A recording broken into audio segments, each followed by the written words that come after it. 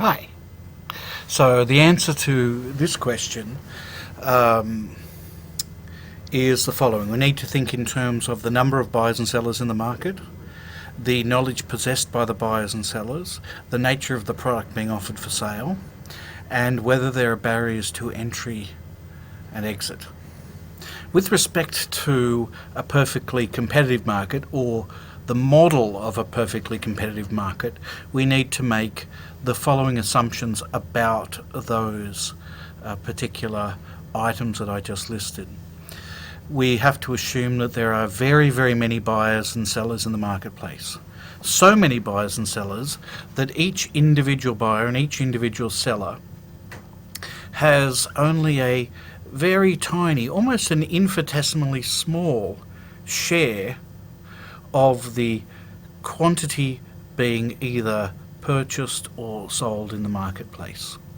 With respect to knowledge, we have to assume that each buyer and seller has perfect knowledge. It doesn't mean that they have knowledge of everything in the universe that has or will occur. It means that they have perfect knowledge of everything that is relevant to making a rational decision in the market in which they're operating. So that's knowledge, for example, about the nature of the product, the price of the product being offered for sale, the nature of the technology that's available to be used by the manufacturers, and so on. What about the nature of the product itself? Well, here, for a perfectly competitive market model, we assume that each individual firm is producing a product that, from the perspective of buyers, is identical. That is, each individual seller will be producing homogeneous products, or products which are perfect substitutes for one another. And lucky last, the barriers to entry to the market and barriers to exiting the market. Here, for a perfectly competitive market, we say there are none in the long run. The long run means that the sellers can change all of the inputs into the production process. So we say there's no barriers to entry. That is, there are no costs associated with simply entering the market or simply leaving the market for either buyers or sellers. Okay, so with those characteristics or assumptions in place, we can then infer that each individual buyer and each individual seller will possess no market power. That is, no agent will possess the power to influence the market price to their own advantage and to the disadvantage of others. Or, expressed in another way, we say that all agents, buyers and sellers, are price takers. That is, they simply have to accept whatever the market price is. They don't dictate it. They find out what it is and they accept that price. They charge that price. If they charge higher, if the sellers charge higher than the market price, then they lose all of their customers. If they charge lower than the market price, then they won't be making as much profit as they possibly could. Okay, so that's that. Next question.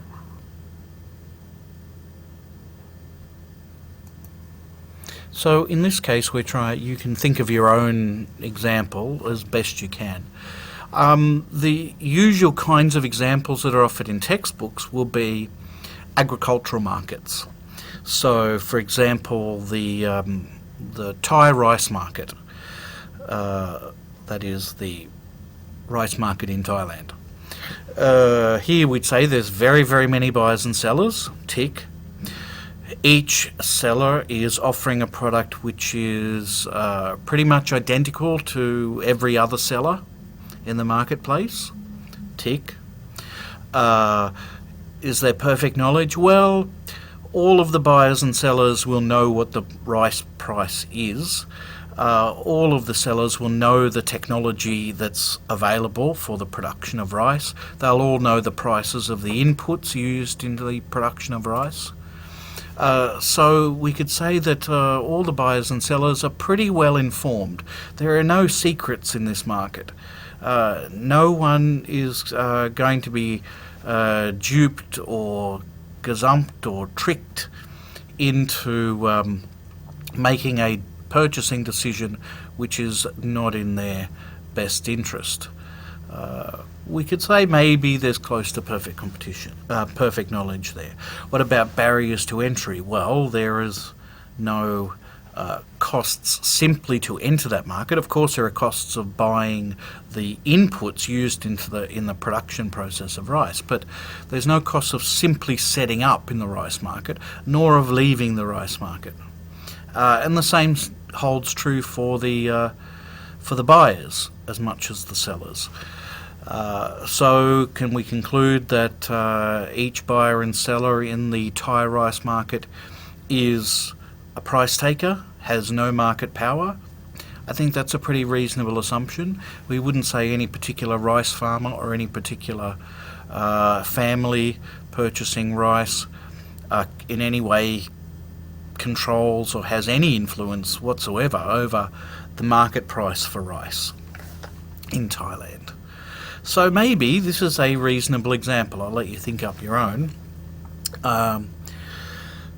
But we should bear in mind that no market in the real world is going to perfectly match the perfect competition model. The perfect competition model's assumptions are very strict, and if you dig into the details of any particular market, including the Thai rice market, you'll discover that it's not quite as perfect as I've suggested. Of course, there are some buyers that are in fact larger than others. In fact, the government can become a buyer of rice, and has in the past become a buyer of rice in the Thai rice market. Does everyone have perfect knowledge? Not really. I mean, there are always going to be buyers and sellers who don't know everything that there is to know about that market, and will make mistakes, or will be duped, or will be tricked in some way.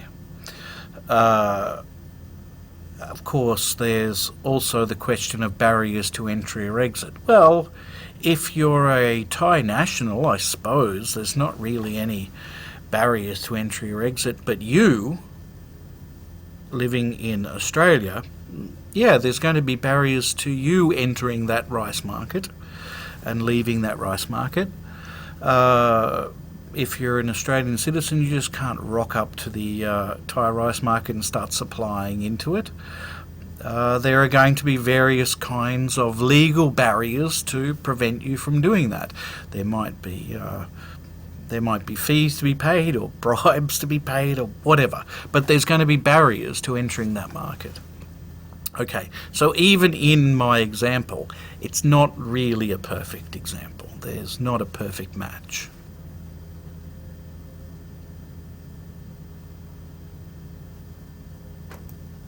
So why are there relatively few examples of perfect competition in the Australian market? Well, there's relatively few examples, good examples of perfect competition anywhere, really. So, but is Australia special in some way compared to countries which it would normally be ranked with, such as the countries in the OECD, for example? Well, we can say that in very many markets in Australia, the industries are, relatively speaking, fairly highly concentrated. That is, they are dominated by a handful of major players, major suppliers. If you think about, for example, the banking sector, the insurance sector, superannuation, grocery retail outlets.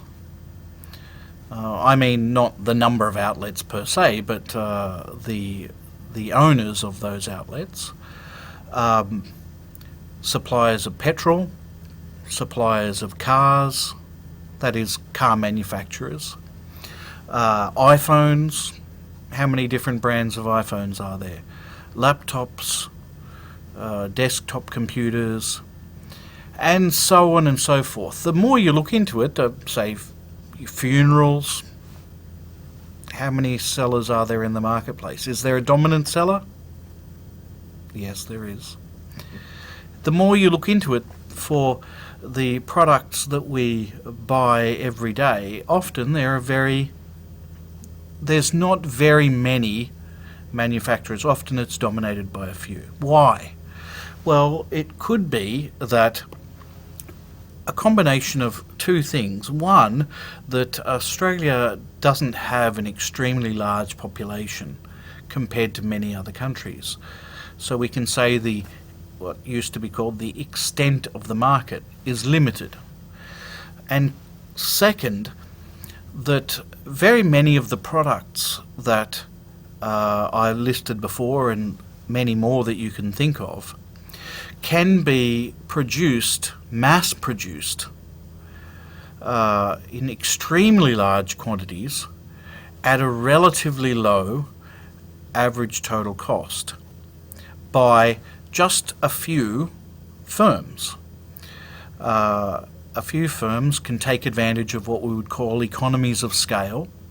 That is, as a firm becomes larger, it can, in a sense, become more technically efficient. That is, it can produce more at lower average costs than a smaller firm, and so could end up supplying an entire market, assuming that that market, say the Australian market, is not too large. The population is not too vast, and that's the case for Australia.